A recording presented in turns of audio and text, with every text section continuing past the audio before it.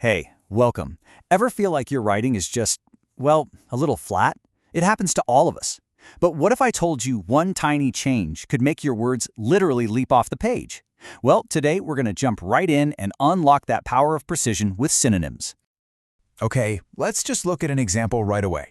On the left, you've got a perfectly fine sentence. The fairy was pretty. Works, right? But now look at the right side. We've changed just one word, and now it says the fairy was radiant.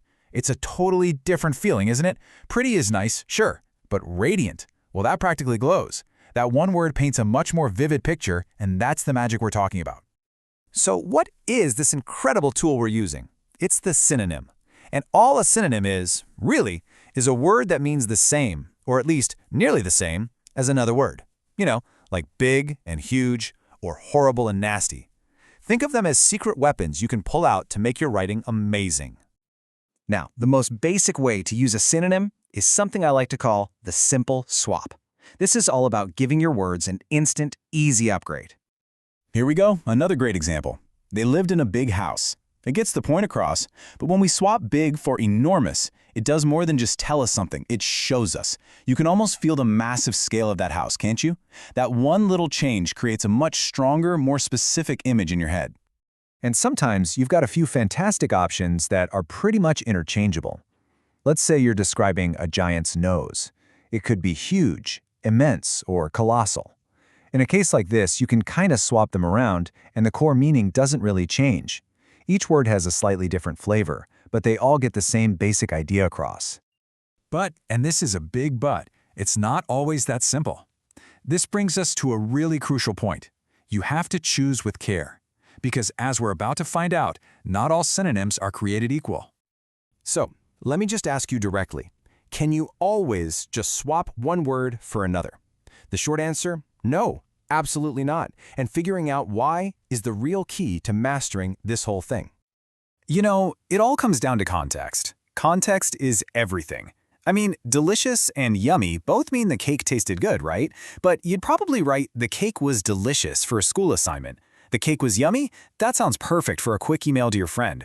The word you pick really depends on who you're talking to and the kind of tone you're going for.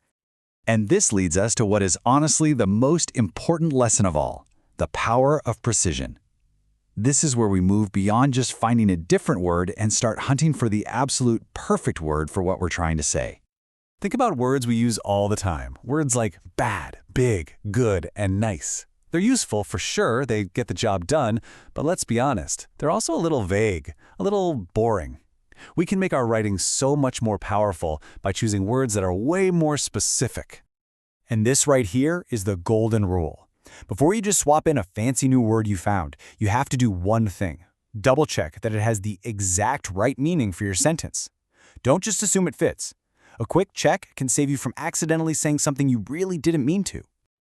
Let's just take that word nice and break it down. What does being a nice person actually mean? Does it mean they're a friendly person who always smiles? Or maybe a kind person who helps people out? Or are they a thoughtful person who never forgets a birthday? See? Each one of those synonyms, friendly, kind, thoughtful, paints a much clearer and more specific picture than just plain nice. Ugh, I absolutely love this quote. Is a big ogre enough? Yeah, maybe. But if you really want the reader to feel a chill run down their spine, you transform it into a monstrous ogre. Can you feel the difference? That's the power of precision. It completely changes the entire image in your head. All right, so let's pull all this together. It's about leveling up, right? We're moving from just doing simple swaps to making really deliberate, precise choices. And that is how you get your writing upgraded. So if there is one thing, one crucial point that you take away from all of this, please let it be this. Using synonyms isn't just about making your writing sound varied or avoiding the same word over and over. It's about precision. It's about finding that one perfect word that says exactly what you mean. So I'm going to leave you with a little challenge. Go look at something you wrote recently, an email, a text, whatever. Find one of those common words, like good or bad or nice, and just ask yourself, what one word will you upgrade today? Thanks for joining me.